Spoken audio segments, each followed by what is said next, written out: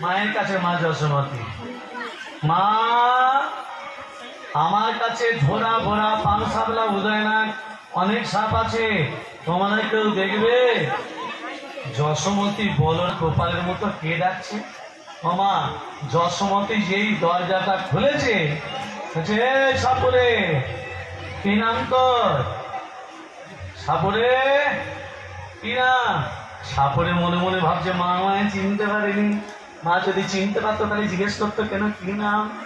এবার মাকে মিথ্যা কথা বলছে, ও মা আমি কোথায় থাকি জানো? আমার নাম কি জানো? কি নাম তো?